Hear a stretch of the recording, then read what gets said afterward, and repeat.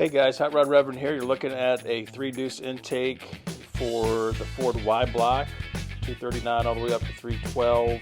This one's going to go on my 392 here in the 55 Ford Fairlane. Little problem with these Holley 94s, Stromberg, whatever you use, most often what you want to have between the intake manifold and your carburetor is a phenolic spacer.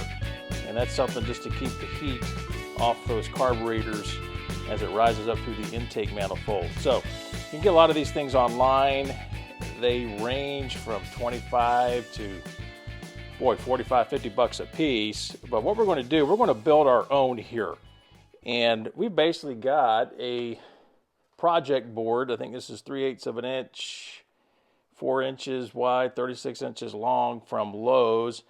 And we're going to trace out the larger gasket here. Now, you look at your kits come from Walker or any other place that you're working on Holley 94s, they're going to have the two sizes. We're going to go with the larger size since I have hogged out these holes for the larger bases.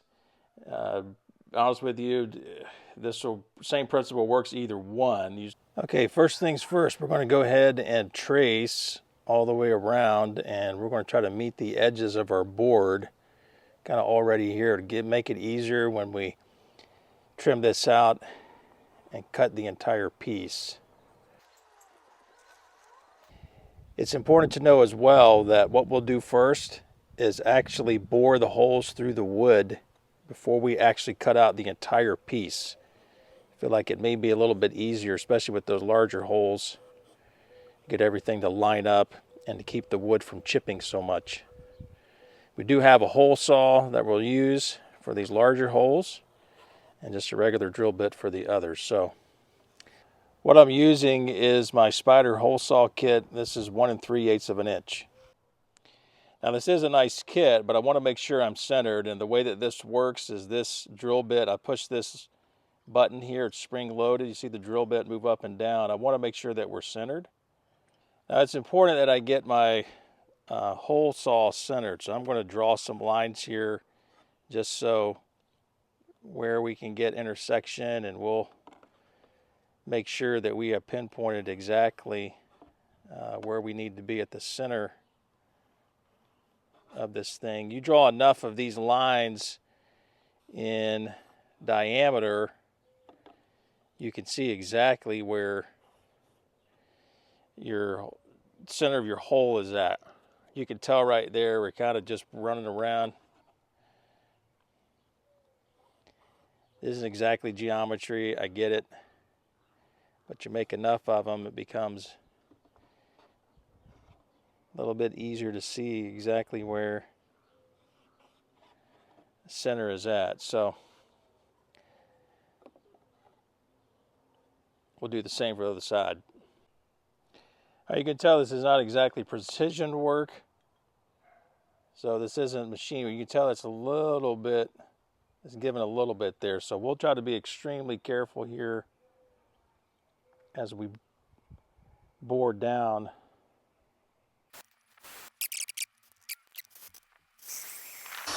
Just applying some light pressure here. That looks pretty good right there. Not bad at all.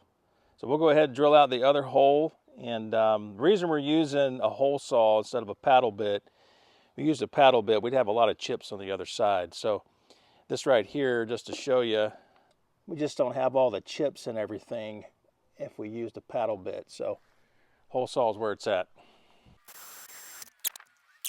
Now we'll take our 5/16. This is of course where studs go.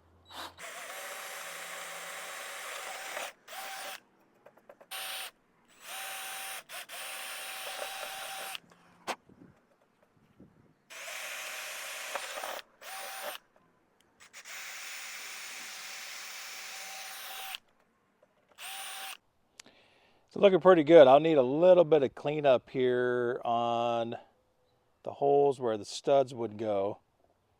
That's for sure. Tell a little bit of give either way, but what we'll probably do is maybe ream those out a little bit more, just that they're a little bit bigger to make it a little bit easier to slip over those studs. All right, next what we'll do is we will trim this off with our trusty jigsaw. Yep, I don't have a drill press set up in my shop yet, and I don't have a scroll saw either, so it'll be easier, of course, if we had that, but we're just going to go this route. It should be fine.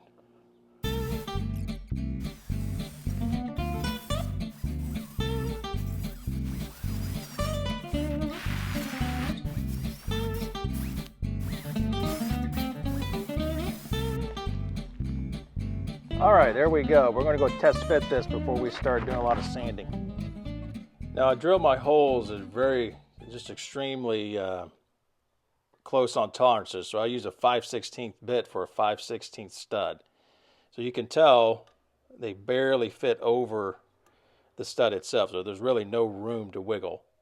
But I'm going to have to ream out a little bit of this here and there just to get these to fit exactly right. But if you can tell right there without moving stuff, see how far off we are right there. Not the greatest. So we need to probably go ahead and take this one back a tick. All right, the magic of time, we've got it where it's pretty good. Holes aren't exactly perfect, but doesn't slide around at all. Really have any issues as far as that goes. Not a problem. I think too it'll kind of fit either way on here. So, but at any rate, now before people start flaming out on the fact that it's not exactly perfect. Look at this. I mean, this is an original Ford base on 5/16. Those holes are a little larger, as you can tell.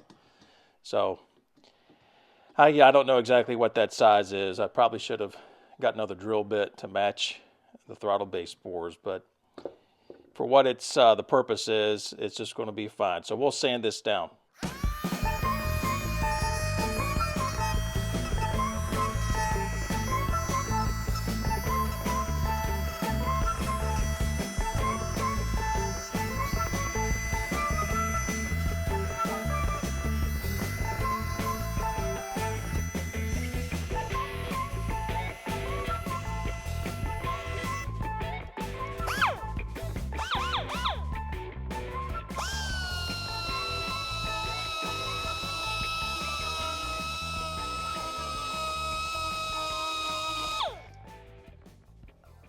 You can tell this won't take a whole lot of time. These sanding rolls are pretty aggressive. It'll work pretty good for what we're doing with these smaller bases, so no problem with it at all. And there we go. We are going to paint these. I've got to make 2 more, obviously, but I think this is going to end up working pretty well. I do have longer studs, so don't be too concerned about that, but pretty good fitment all the way around, and pretty happy with it. Okay, here's number 2 already made. This one's a little bit better than the other one. I don't know, maybe third time will be a charm here when we get to it, but this one fits a little bit more snug, and I like the feel of that one a little bit better than the first one. But anyway, we'll keep going and make number 3. Okay, we got all 3 of these made, cut, sanded. And we're going to take them and off and prime, and then paint with a aluminum ceramic engine paint as well. The paint isn't exactly dry yet, so I just got it kind of propped up so the bottles will dry too. But this is how they're going to look. And they'll be very close in color to this intake manifold. I've just sprayed this with clear coat. Guys, I hope that helps you. That's a good way to save, for some of us, maybe about $100 or so. And it's going to work just fine and keep the heat off of those carburetors. Just remember, there are companies today making phenolic spacers out of wood. That is a thing. These are painted with ceramic engine paint. It's not going to be a problem. We'll have a couple gaskets there. I don't foresee any issues whatsoever But anyway, great way to save money. And take a look here at the playlist on the channel. If you had the opportunity, go to hotrodreverend.com. I do have that name. I am a preacher of the gospel of Jesus Christ. Been fooling around with cars and mid-50s Fords for a long time, since I was a teenager. I've owned this 1955 Ford Fairlane Club sedan since I was 16. That's 35 years at the time of uploading this video. So thank you guys for joining us today. We'll see you on the next one. Bye.